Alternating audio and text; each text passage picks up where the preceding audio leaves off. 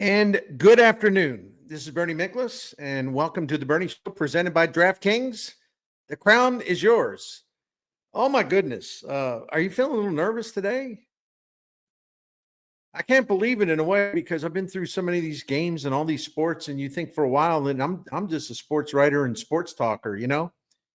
Why do I feel nervous? Well, because I want the Blues to win tonight, and I'm really, really hoping. I'm here to talk to you as a fan.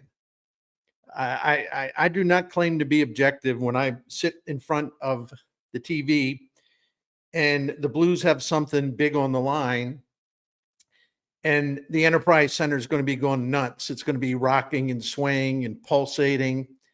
The setting will have the atmosphere of a postseason game because, to me, that's what it is. It is a postseason game because the Blues have a chance to secure a playoff spot tonight, and if they don't, well, it could be trouble. So just win the damn thing. Get the 2 points and get ready for the playoffs. So yeah, this is one of those times, and it's really interesting. And listen, I know just about every single one of you feels the same way. Isn't it great to be nervous about the Blues again? It's nerve-wracking when a team's got something at stake and there are no guarantees they'll make it through and get to the side of the breakthrough to the playoffs. So it's a nervous, anxious time. But doesn't that beat the alternative? Isn't that a lot better than have nothing to be nervous about, nothing to get all worried and sweaty about and feeling anxious and just like, oh my gosh, what's going to happen tonight? They can't lose this game. Oh my gosh. I don't know if I can make it to face off. I'm so worked up right now. That's one of the beautiful things of sports, to have those kind of feelings about a team you care about. That's what makes this stuff so great. The worst thing is when you love your team still, your emotions are there. You love your team, but the worst thing there can be is if the team, in effect, is late in the season is playing irrelevant games.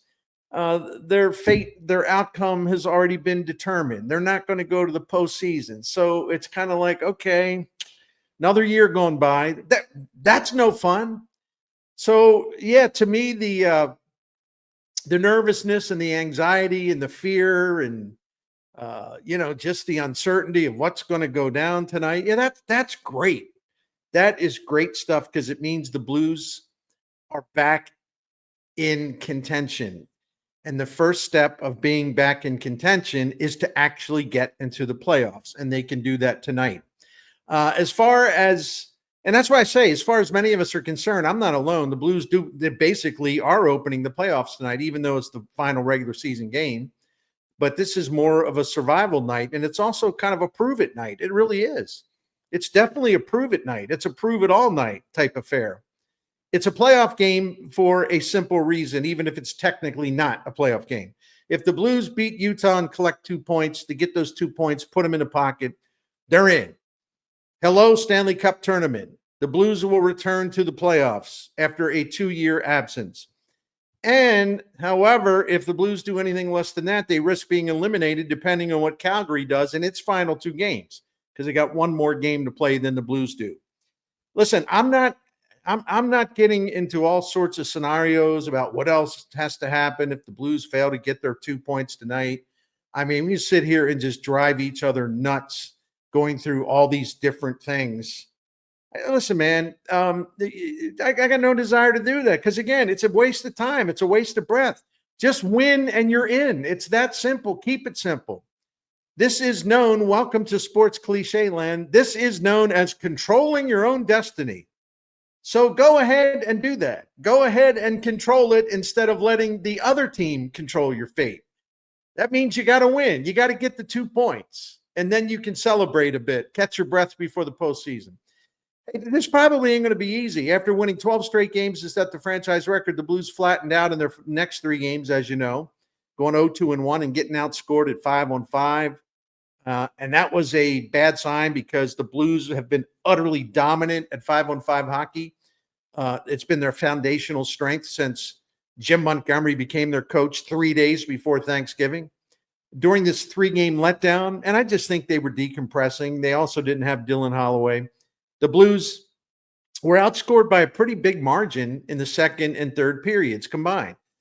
That's unlike the Blues. The Blues team that picked themselves up after a coaching change and after even a really rough stretch under Montgomery while they're getting the system installed and everyone getting used to what's expected of them. The Blues the Blues have been a team you can count on, but I think that that push to win 12 in a row to set the franchise record. It's also a push to the playoffs too. I just think it naturally was so intense that maybe it probably wasn't surprising to see them just be a little flat.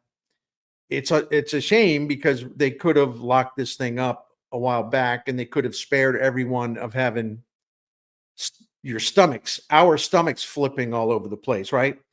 But what happened other than the fact that I think they were kind of decompressing a little bit, flattened out a little bit? What else happened? Well, there's a couple things. I mentioned one, the Blues have been a great 5-on-5 team under Jim Montgomery.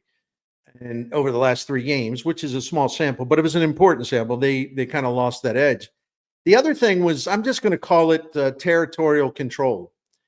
And that's been a big part of their style and their identity. And the 5-on-5 authority fits that as well. And so when there's a lapse in the 5-on-5 play, it's the Blues are getting away from what they do best. So they're going to be vulnerable. And that's kind of what happened. But another thing that caught my eye over the last 3 games, after I always review, I always review stats, always review different trends and things. Even if I don't talk about them or write about them, I'm always checking on things. I was watching these final 3 games and it occurred to me, say, what, the Blues, man, they don't seem to be taking a lot of faceoffs in the offensive zone. And during their 12-game winning streak and during a lot of times this season under Jim Montgomery, the Blues were getting a lot of offensive zone faceoffs and they were getting, a good share of neutral zone faceoffs. So in other words, they kind of and they also win a lot of faceoffs. So they were always kind of starting in the restart. They consistently had an advantage. That's why I said the territorial control. For example, during the 12-game winning streak, the Blues had faceoffs. They took faceoffs in the offensive zone 48% of the time. And that's a big number. And that's a big deal because they do win faceoffs. And to be setting up for so many faceoffs inside the other team's defensive zone in front of their goaltender, it absolutely put opponents in an uncomfortable spot because, among other things, when the Blues are in the other team's end, face-off or otherwise, they can keep the puck down there for a while. So you really put pressure on the other team when you can win. You first of all, you have a lot of offensive zone face-offs and you win a lot of them. That's what I mean by territorial control. And opponents would always have to repel the Blues from controlling play and scoring and just putting pressure on and just kind of cycling the puck. And, that's not easy to fend the Blues off when they're at their best. And they were at their best for a long time.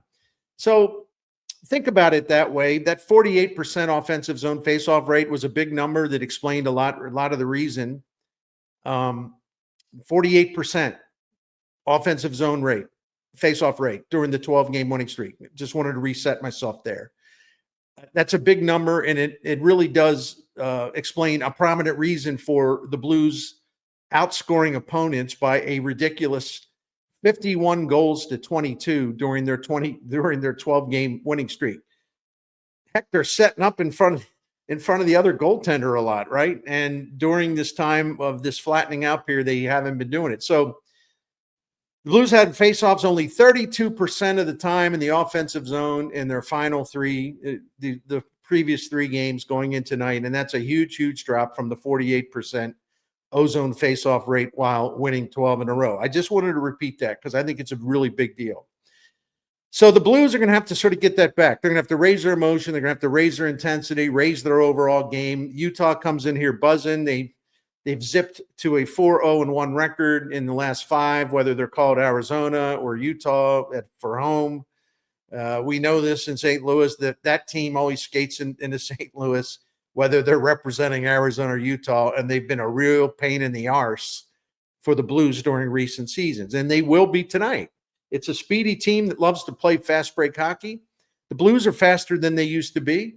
They got more speed now, but they can't get caught out of position. They're going to have to play really sound hockey. They can't let Utah slip through, and the Blues can't let a great opportunity slip away.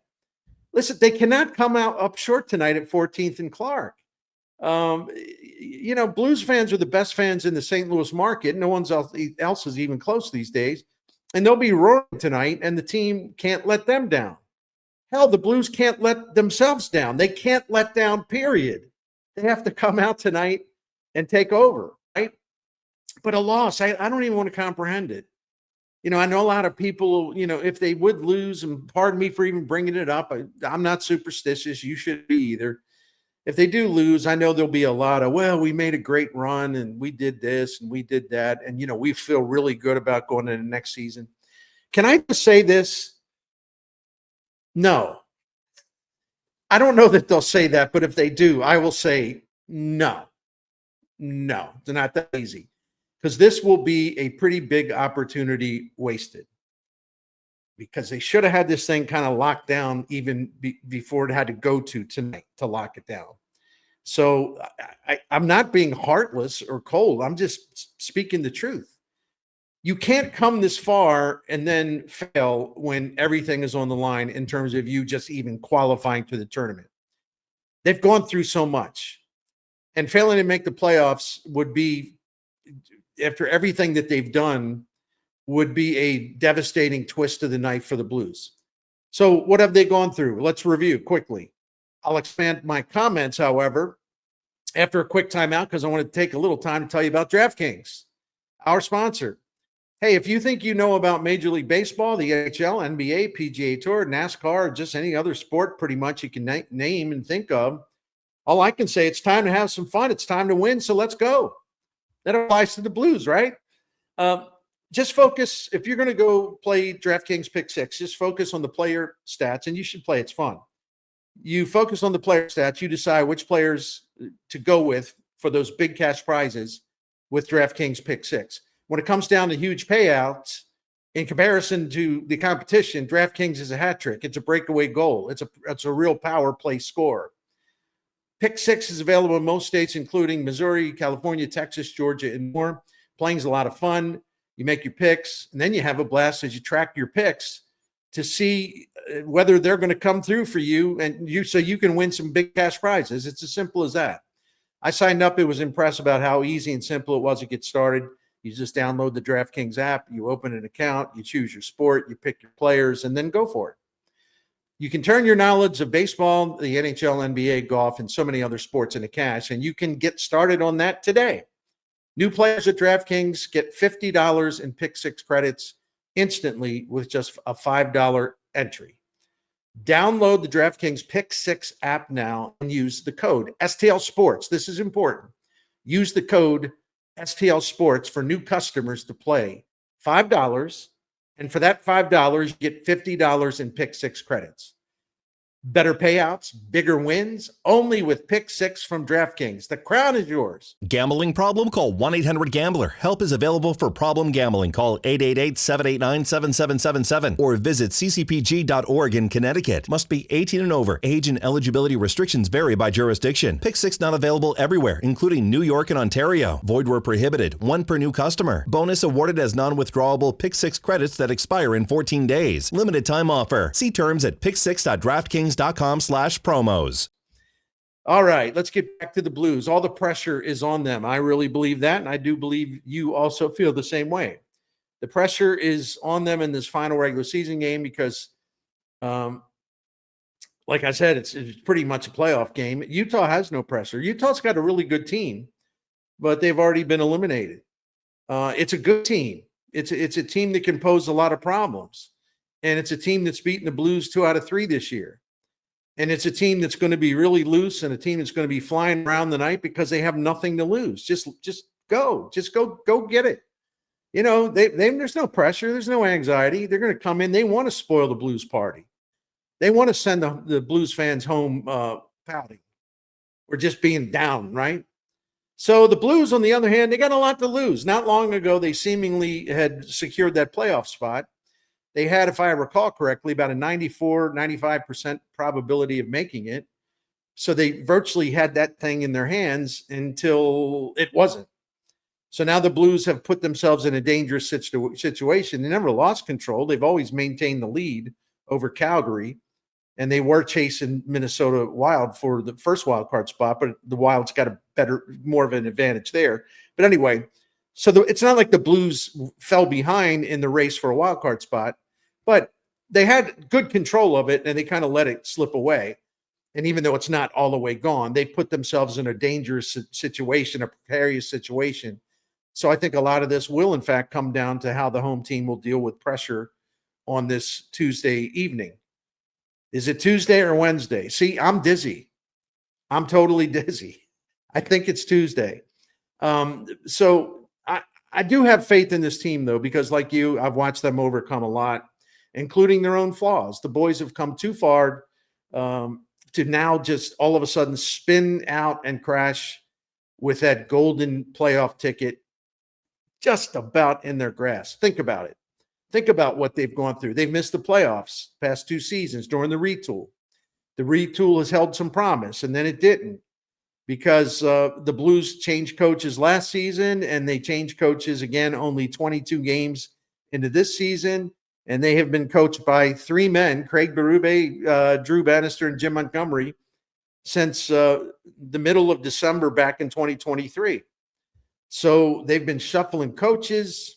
They've been making personnel moves. They've transitioned to a younger group, especially up front. Old friends who played such a huge, huge role in capturing that Stanley Cup, that blessed Stanley Cup in 2019. I'm talking about men like Pietrangelo, O'Reilly, Tarasenko, Perron, Steen, Bouwmeester, Maroon, Gunnarsson, Barbashev, and some others. They've either moved on or retired. That's the cycle of sports, cycle of life for that matter. And the Blues, it's a tough transition to go through because you lost so much there, but that happens to any team. The Blues weren't unusual. It's kind of an inevitable thing you have to go through. And the Blues have been trying to grind their way back into contention with a mostly new, not all, mostly new and younger cast. And it hasn't been easy for sure. Just hasn't. The payroll, as we know, was clogged by big contracts handed out to aging defensemen and too many no movement, no trade contracts. Jordan Kyrou and Robert Thomas, awfully talented, but they were restless and inconsistent along the way. Gosh, to see what Robert Thomas has definitely become, it's a beautiful thing. Same with Kyrou, really. You can just see these guys grow up over the last couple of years, and this seems to be their time. Hey, we wondered. Let me just say I wondered, and I acknowledge it. I'm not going to try to revise history. I just always wondered after Pietrangelo and O'Reilly, Braden Shen, a lot of respect for him, but could he be a strong team captain when the Blues had to make a move, when they had to raise their game, when they had to go for something, when they had to go get that playoff spot? At time when the pressure's back on because the Blues were more viable and they had a chance, would he be a strong team captain? Well, no more questions about that. He's proven that he is, and I'm happy for him. Jordan Binnington fluctuated. He's below average. He's mediocre. He was very good. Below average, great, very good. Mediocre, average, below average, bad. He's been all over the place. And they'll need him to be great against Utah. And I say that out of affection because, Jordan Binnington's one of the great sports heroes in the history of St. Louis professional sports. They'll need him to be great against Utah. On November 23rd, the Blues lost to the Islanders in New York, and at that point, they were 4-9-1 in their last 14 games. They got outscored by 24 goals in those games. This team was not competitive. It was dull. They couldn't score. They were getting killed at 5-on-5. The final days of Coach Bannister were kind of sad. The Blues had drifted to 26th place in the NHL in points percentage. So after they lost that game on November the 23rd, there were only 6 teams in the NHL that were worse than your St. Louis Blues.